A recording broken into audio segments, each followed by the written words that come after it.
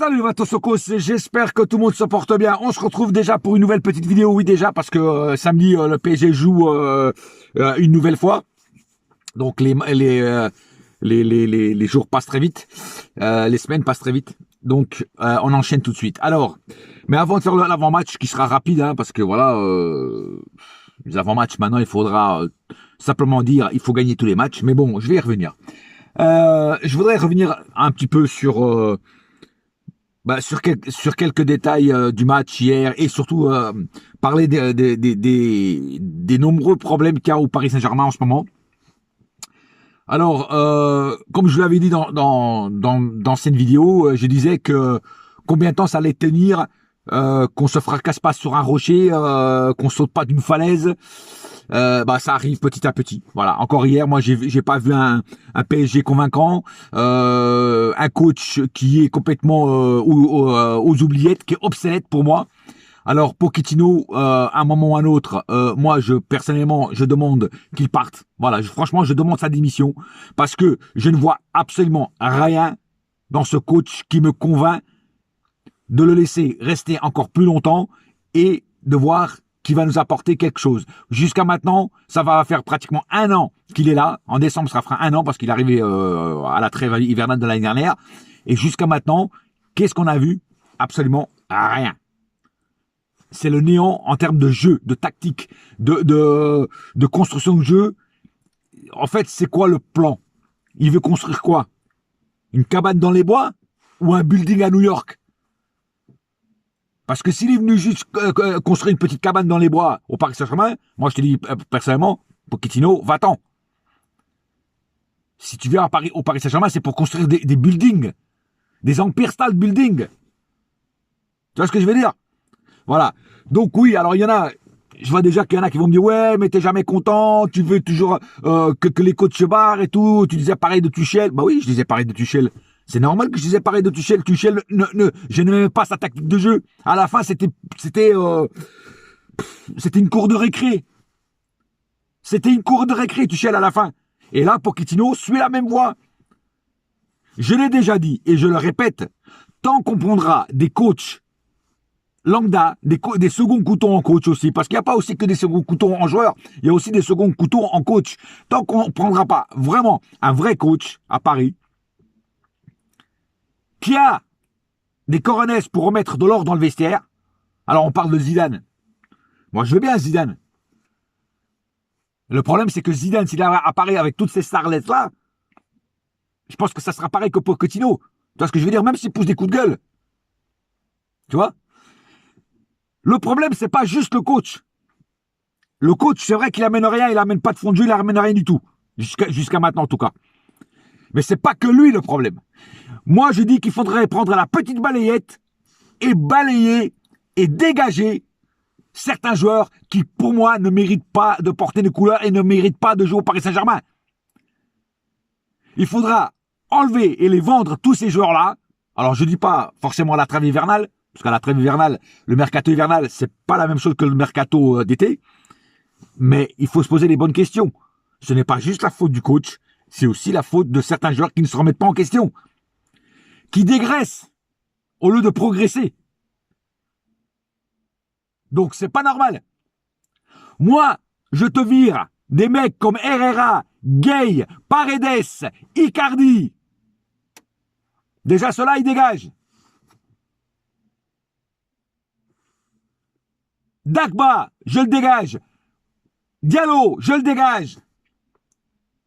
Prenons des vrais joueurs. Des joueurs qui ont faim, des joueurs qui ne jouent pas les stars, qui viennent pour jouer au football et marquer des buts si possible. C'est pas normal, encore une fois, que les buts en ce moment qu'on met, à part l'exception d'Di Maria, ce soit ou des défenseurs qui marquent des buts ou des milieux comme hier, ou Jaldoum. Ils sont où nos attaquants? Les attaquants ne marquent plus de buts. Vous vous rendez compte? 4 tirs cadrés hier. Mais ils sont où les attaquants? Il est où le Mbappé? Il est où le Neymar? Il est où le Di Maria hier qui était pas là? Et puis Messi, on en parle de Messi? Messi au Barça, pratiquement jamais blessé. Le mec, il défonçait tout. Alors vous allez me dire, oui, mais il était plus jeune. Ok. Si vous jouez sur la jeunesse, moi, je dis comme Mbappé, vous n'aimez pas me parler d'âge. Le mec, il est venu à Paris, et il n'en fait plus une seule. Et maintenant, il est blessé. Et je te fais le pari que contre Bordeaux, il ne sera pas là non plus. Et par contre, il va aller jouer en sélection argentine. Et tu verras là qu'il va tout défoncer. Pareil pour Neymar. Alors à un moment, il faut arrêter de se foutre de notre gueule. S'il est blessé, il ne va pas en sélection argentine. Alors moi, j'en ai marre des joueurs qui sont venus au Club Med. Les mecs, ils viennent au Club Med. Alors Leonardo, Nasser, bordel de merde, foutez-moi tous ces guignols dehors et prenez des vrais joueurs. Des joueurs qu'on a grinta, des joueurs qui en veulent sur le terrain. Putain, je vois les autres matchs. Les mecs, ils déroulent. Regardez Lewandowski. Vous vous rendez compte ce qu'il a fait encore contre Benfica? Le mec, il déroule. Et c'est un numéro 9, frère. Regardez notre numéro 9, Icardi. Il n'en touche pas une. Il est meilleur avec sa quéquette qu'avec ses pieds. Non. Il y a beaucoup de ménage à faire dans ce club. Beaucoup de ménage. Et je reviens aussi sur les propos de Zlatan. Quand Zlatan dit « Est-ce que le PSG est plus fort aujourd'hui qu'à mon époque ?» Il lui dit non. Et il a raison. Et il a raison. On est obligé de dire qu'il a raison. À l'époque de Zlatan, à l'époque de Thiago Motta, à l'époque de Matuidi, on avait un vrai milieu, on avait des vrais attaquants. Alors oui, en Ligue des Champions, il nous a pas fait passer un cap, mais en Ligue 1, le mec, on déroulait. Tout le monde avait peur de jouer contre nous. On avait une équipe. Et il a raison. On avait une équipe qui jouait en équipe. Et on avait juste un meneur. Un boss. Un leader. Qui remettait tout en ordre dans le vestiaire. C'était lui. C'était Zlatan. Il y a beaucoup de choses que j'aime pas en Zlatan. Quand il fait ses déclarations de merde, là. Vous savez très bien de quelle déclaration je parle. Mais sur le fond, sur certaines choses, Monsieur Zlatan, oui, Monsieur Zlatan avait raison. Et je l'appelle bien Monsieur Zlatan. Parce qu'il y avait du beau jeu à l'époque. Il y avait des beaux buts. Maintenant, on a quoi? On a une équipe bourrée de stars, mais ça ne marche pas. Et je l'ai toujours dit, trop de stars, c'est devenu des avatars. Eh oui, ça rime. Et moi, je veux pas d'avatars, je veux des Terminators, frère. Non, il y a un truc il faut faire le ménage. Je vous dis franchement, il faut faire venir les Conchita et qu'elles fassent le ménage et qu'ils y poussièrent tout là. Parce que tu as des joueurs qui sont obsolètes. Je vous dis franchement, il y a des joueurs qui sont obsolètes dans notre équipe, qui n'ont rien à faire au Paris Saint-Germain. Quand je les vois traîner la savate sur le terrain, ça me révulse. Je vous dis franchement, ça me révulse. C'est pas possible. Moi, je vois des autres équipes. Putain, les mecs qui jouent, on dirait qu'ils ont fait ça toute leur vie, frère. Le jeu, il est fluide, il est limpide. Pas forcément du beau jeu. Parce que pour trouver une équipe qui a du beaux jeux, c'est plutôt rare. On peut pas avoir tout. Mais au moins, ça fonctionne. Les tactiques fonctionnent. Les compos fonctionnent. Et les coachs ne mettent pas une heure, ou enfin, n'attendent pas la 80e minute pour faire des changements. Un vrai coach, quand tu vois que ça ne marche pas, tu fais vite les changements, frère. Avant, tu avais droit qu'à 2 changements. À mon époque, c'était 2 changements. Après, c'est passé à 3 changements. Maintenant, c'est 5 changements. Putain, même si tu as un joueur qui se blesse, tu fais au moins 3 changements, tu as toujours encore 2 cartouches dans ton revolver. En cas s'il y en a un qui se blesse. Donc, Pochettino n'attend pas la 80e minute pour faire des changements. Fais ces bordels de changements. À la mi-temps, tu changes. Si tu vois qu'une mi-temps, ça marche pas, tu changes. Et surtout, n'aligne pas. Bon, hier, c'était pas le cas parce que Messi n'était pas là. Mais n'aligne pas les 4 mecs en même temps, les 4 fantastiques, comme on les appelle. Parce que pour l'instant, ils sont loin d'être les 4 fantastiques. C'est plutôt les 4 plastiques. Non. Il faut vraiment que ça change. Bon, moi, je vous dis, il y a des trucs qu'il faut qu'ils changent dans ce club parce que ça peut pas marcher. Voilà, ça peut pas marcher. Voilà. Prenons des vrais joueurs, prenons des vrais coachs pour voir si ça marche. Parce que là, pour l'instant, c'est pas le cas. Ce n'est pas le cas. Alors oui, Pochettino, ancien joueur du Paris Saint-Germain, ancien capitaine, je m'en bats les couilles. Je m'en bats les couilles. Il doit faire son taf comme de coach. Pardon, excusez-moi. Il doit faire son taf de coach. C'est tout. Il a accepté d'être coach du Paris Saint-Germain, il faut qu'il le fasse bien. Il peut commettre 2-3 erreurs de temps en temps. Tout le monde commet des erreurs. Même moi, j'en commets dans mes débriefs des fois. Mais il faut qu'il fasse le taf. Et là, pour l'instant, c'est incompréhensible ce qu'il fait. C'est jamais la même compo, c'est jamais les mêmes joueurs. Il bricole. Il fait exactement ce que faisait Tuchel. Il bricole. Et ça me casse les couilles. Voilà. Un petit mot sur Kipembe. Kipembe n'est pas bien en ce moment. Ça, tout le monde l'a vu. Ça, c'est pas une news. Hein. Mais, est-ce sa faute? Alors, j'en vois qui s'acharnent sur lui, Kipembe pourri, Kipembe ceci. Déjà, arrêtez de l'insulter, parce que le mec, il mérite pas ça. Parce que, comme j'ai dit, c'est pas sa faute. Alors oui, il est pas bien. Hier, il nous a fait perdre le match 2 fois. Sur les 2 buts, c'est lui le fautif. Mais c'est pas la peine de l'insulter, comme je vois certains qui l'insultent. Kipembe, c'est pas le fautif. Kipembe, il enchaîne les matchs. Il fait tous les matchs du PSG et il fait tous les matchs de l'équipe de France. Le mec, il est cramé. Le mec, il a besoin de repos. Il a besoin d'être sur le banc ou voire même chez lui, un ou deux matchs. Regardez le match du PSG devant la télé. Mais Diallo, alors Diallo, c'est un vrai central aussi. Mais Diallo, même si c'est pas le top, mais Diallo, laisse reposer Kipembe. Surtout en Ligue 1. Mais Diallo. Vous voyez ce que je veux dire? Pareil pour Hakimi.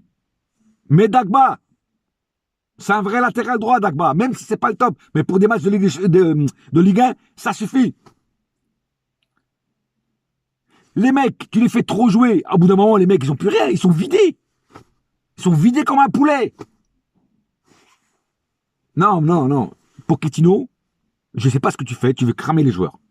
C'est comme, je crois que c'était Tuchel qui avait cramé Dani Alves.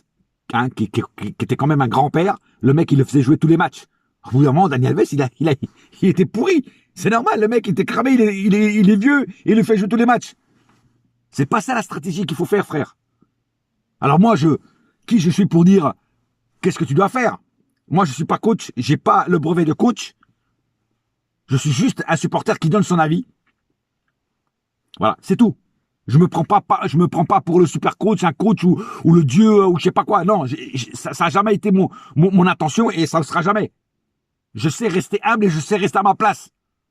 Mais quand tu vois des non-matchs comme ça, comme hier, et que ça continue et qu'il n'y a pas de progression, bah t'es obligé d'ouvrir ta gueule. D'ailleurs, je tiens à répondre à un trou du cul là, qui est venu m'insulter sur ma vidéo hier en disant que j'étais un débriefeur en carton parce que j'écris mes débriefs. J'écris mes débriefs et pour les faire. Alors, je te signale, espèce de trou du cul, que je n'écris rien du tout.